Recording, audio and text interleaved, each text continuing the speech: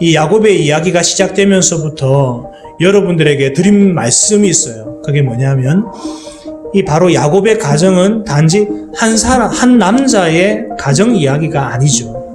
이스라엘이라고 하는 민족의 시작점이 바로 야곱입니다. 그래서 야곱 이름이 이스라엘이잖아요. 그리고 이스라엘의 민족은 바로 하나님 나라의 백성, 즉 교회입니다.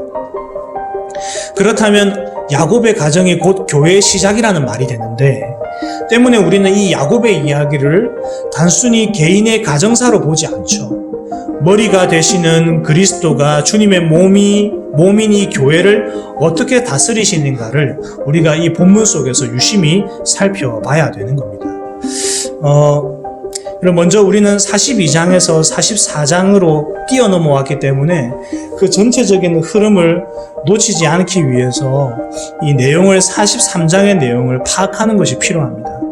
지난주에 요셉을 그렇게 한 것에 대해 후회하고 회개하는 장면을 이 요셉이 보면서 과연 이 회개가 진심인지를 알아봐야 하는 숙제가 요셉에게 던져졌다는 것으로 마무리되었어요. 지난주 설교는. 그렇다면 이제 형들의 진정성을 확인하기 위해서 몇 가지 이제 시험 단계를 이제 거쳐야 되는데, 그래서 요셉이 시도한 첫 번째 단계, 시험 단계가 뭐냐면 이 형들의 형제인 이 시므온, 둘째죠. 르우벤 시므온, 이 둘째니까 이 둘째를 볼모로 두고 가나안으로 돌아가서 그 막내 동생 베냐민을 데리고 오라, 애굽으로 다시 돌아오라, 이렇게 요셉이 이야기를 합니다. 만약 여러분 이 형들이 과거의 모습 그대로라고 한다면 자기들은 집으로 돌아갈 수 있으니까 이 11명 형제들 중에 뭐 하나 정도 없어지는 게 그렇게 큰 문제다라고 생각하지 않았을 거예요. 근데 요셉이 시험해보고자 하는 것이 바로 이 부분인 거죠. 과연 형들이 자기 형제를 위해서 약속을 지킬 것인가? 이것이 요셉이 주목하는 지점이라는 거죠. 여러분, 이 43장은 그동안 헤어졌던 모든 형제들이 함께 먹고 마시며 즐거워하는 장면으로 이렇게 마치고 있습니다. 이것은 하나님 나라의 교회를 예표하고 있는 거예요. 그동안 야곱 가정은 하나님께서 세우신 교회라고 하기에는 너무나 부족한 부분들이 많았어요. 이 아버지 야곱의 영적인 권위가 땅에 떨어졌죠. 그리고 그 권위에 대항하면서 자기들의 의를 주장하는 아들들의 모습 속에서 과연 이 야곱 가정, 이런 교회가 하나님의 나라의 시작이라고 말할 수 있는가를 생각하게 만드는 그런 모습이 바로 이 야곱 가정, 즉 야곱의 교회였다는 거예요. 그러나 하나님은 이 요셉을 선지자로 세우셔서 상처 입은 그 나라를 회복해 가고 계십니다. 실제로 여러분, 요셉이 형들을 시험하는 것은 단지 형들의 진정성을 보기 위해서가 아니라 하나님께서 요셉을 선지자로 세우셔서 그 야곱 교회를 회복하기 위해서 지금 요셉을 사용하고 계시다라고 하는 사실을 본문이 이야기해주고 있습니다. 교회는 영적인 양식이 풍성해야 됩니다. 주님의 살과 피를 나누는 영적인 코이노니아가 이루어지는 곳에 진정한 교회가 있다고 할 수 있습니다. 우리 모두는 이와 같은 코이노니아로 부름을 받게 되었습니다. 요셉이라고 하는 선지자를 세우셔서 옛 이스라엘의 언약 백성들에게 음식을 제공함으로 코이노니아를 회복시키신 하나님께서 오늘날에도 여전히 교회 안에 말씀의 봉사자를 세우셔서 이 일을 수행해 가고 계신다라고 하는 것입니다. 때문에 여러분, 오늘 오직 믿음으로 이 말씀을 받아들이는 자만이 주인의 즐거움에 참여할 수 있는 겁니다. 이와 같은 즐거움이 우리 교회 모든 성도들에게 충만하기를 바랍니다. 두 번째로 우리가 또 봐야 될 것이 무엇이냐면 이 요셉의 시험이 1단계였다는 겁니다. 이 요셉의 집에서 대연회를 마친 후에 이제 요셉의 형제들이 그 다음날 가나안 땅으로 출발해요. 그때 그들의 심정이 어땠을까요? 여러분, 집으로 돌아가는 이 형들의 심정이, 특히 루벤과 유다의 마음은 정말 뿌듯했을 겁니다. 왜냐하면 필요한 양식도 얻었죠. 거기다가 옥중에 시므온도 다시 찾았죠. 무엇보다 아버지가 그렇게 염려하던 베냐민을 데리고 무사히 집으로 돌아갈 수 있었기 때문에 이 아버지 앞에 당당하게 설 수 있게 되어서 집으로 돌아가는 이 발걸음이 얼마나 가벼웠을까요? 그러나 여러분, 이 요셉은 자신의 형들을 그냥 보낼 생각이 없었다는 거죠. 진짜 이 형들이 회개했냐? 정말 이들의 회심이 진정성이 있느냐? 이것을 요셉이 더 확인하고 싶었던 거예요. 그래서 2단계 시험으로 가죠. 그래서 어떻게 하느냐? 이 요셉은 베냐민을 형들로부터 보호해야 한다는 생각을 들었어요. 왜냐하면 자기도 버렸던 형들이니까. 가장 좋은 방법은 형들만 보내고 베냐민은 애굽에 남도록 하는 거예요. 그래서 요셉의 충실한 청지기에게 명령을 하는데 어떻게 명령을 하냐면 모든 형제들의 자루에 양식을 채우고 돈도 채우고 특히 이 베냐민의 자루에는 양식과 함께 요셉의 은잔을 넣어두어라, 이렇게 얘기를 합니다. 그리고 성읍에서 멀어지기 전에 쫓아가서 베냐민이 은잔을 도둑질했다고 누명을 씌우라고 그렇게 이야기를 하는 거예요. 이것이 바로 요셉의 두 번째 시험인 거예요. 이 음모를 당한 요셉의 형들이 여러분 얼마나 황당했겠습니까? 이것 때문에 이 자신들의 결백을 주장하게 되는데 만약에 그 잔이 발견되면 어떻게 하느냐? 그 사람은 당연히 죽어야 되고 자신들 모두가 종이 되겠다, 이렇게 선언을 합니다. 이 말은 무슨 말일까요? 우리 중에 요셉의 은잔을 훔쳐간 사람은 아무도 없다, 이렇게 믿었다는 거죠. 근데 그 맹세를 받고 이 종이 수락은 하는데 어떻게 바꿨냐면 모든 사람들이 종이 되는 내용을 완화시켜가지고 그것을 훔친 자만 종이 되도록 하겠다, 이렇게 얘기를 한 거예요. 형제들 모두가 다 자신의 무죄가 확실하다 여기기 때문에 이 황급히 자기들의 자루를 풀기 시작해요. 그 잔이 누구의 자루에서 나옵니까? 베냐민의 자루에서 나오는 거예요.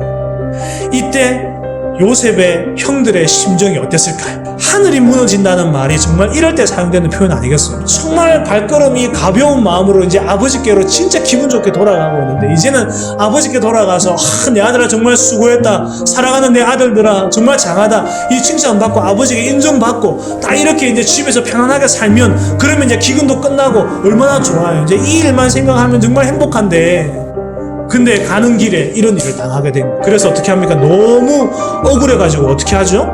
이 성경이 보니까 이들의 심경을 너무 잘 표현해주고 있어요. 13절에 보니까 그들이 옷을 찢고 각기 짐을 나귀에 싣고 성으로 돌아가니라. 여러분 여기서 성은 어디냐면 애굽 성입니다. 그리고 요셉 앞에 형제들이 다 땅에 엎드려요. 여기서 우리는 형들의 회심과 변화가 얼마나 진정성 있는지를 쉽게 알 수 있어요. 앞에서 말씀드린 게 뭐죠? 만약 은잔이 발견될 경우 은잔을 가진 사람만 종이 된다고 서로 언약을 체결했잖아요. 그런데 그러면 누구만 애굽으로 가면 되는 겁니까? 베냐민만 돌아가면 되는 거예요. 그런데 베냐민만 가게 한 것이 아니라 형들이 자발적으로 베냐민과 함께 애굽으로 돌아갔다는 거예요. 그런 모습을 보고 정말 감동을 받을 만도 한데 요셉은 어떻게 합니까? 이윽고 준비한 마지막 시험을 펼칩니다. 3단계 시험. 내가 점을 잘 치는 사람인 줄 알지 못했냐? 너희가 어찌하여 이런 일을 행하였느냐? 여기서 형들이 베냐민을 비방하거나 책임을 회피하려 했다면 그동안 형들이 회심했다는 그 심정이 다 수포로 돌아가는 거예요. 이때 유다가 그동안의 일을 다 설명합니다. 여러분 여기서 유다가 빛을 발하는 거예요. 유다의 변론은 창세기에서 가장 긴 발언이고 아마 성경에서 가장 감동적인 연설이라 저는 생각합니다. 유다가 긴 말로 요셉에게 이야기했지만 결론은 우리가 오늘 읽은 본문 중에 33절, 34절에 있어요. 그 내용이 뭐냐면 자기가 베냐민 대신에 종이 되겠다. 그리고 다른 형제들은 베냐민과 함께 가나안 집으로 올려 보내달라고 그렇게 유다가 간곡히 부탁하는 거예요. 특히 여러분 이 유다의 호소 내용이 요셉의 마음을 돌이키는데 충분했는데 자기 아버지 야곱과 이 베냐민의 생명이 긴밀하게 연결되어 있다는 점을 여러 차례 강조하고 있다는 거예요. 여러분 여기서 중요한 포인트 하나, 그게 뭐냐면 생명이 아주 긴밀하게 연결되어져 있다. 누구와 누구의? 22절 말씀을 보니까 그 아이는 아비를 떠나지 못할지니 떠나면 아비가 죽겠나이다. 이 아이는 아비를 떠나지 못할지니 만약 떠나면 아버지가 죽을 것입니다. 29절에 너희가 이도 내게서 취하여 가려 한즉 만일 재해가 그 몸에 미치면, 그 몸이 무엇입니까? 베냐민에게 미치면 나의 흰머리로 슬피 음부로 내려가게 하리라. 여기서 음부는 무덤을 얘기합니다. 땅속을 얘기하죠. 30절에 아비의 생명과 아이의 생명이 서로 하나로 묶여 있거늘.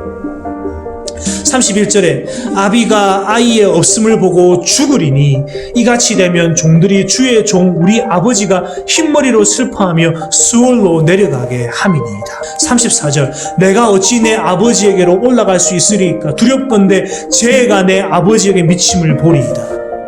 그러면서 유다는 자신이 아버지에게 이 베냐민을 데리고 오지 않으면 영원히 죄를 지을 것이라고 말했다는 사실을 상기시키면서 야곱에게 한 약속을 지키게 해달라고, 자기 아버지에게 한 약속을 지키게 해달라고 호소하면서 이렇게 얘기를 한 거예요. 이제 주의 종으로 그 아이를 대신하여 머물러 있어 내 주의 종이 되게 하시고 나를 종이 되게 하시고 그 아이는 그의 형제들과 함께 올려보내소서. 결론을 맺겠습니다. 오늘 본문의 주제는 형제들이 서로 목숨처럼 사랑해야 한다는 것이 아닙니다. 그렇다고 해서 오늘 본문의 주제가 아버지를 목숨처럼 사랑해야 된다? 이것도 아닙니다. 성경은 단순히 도덕책이 아니라는 사실을 우리가 항상 염두에 둬야 되죠.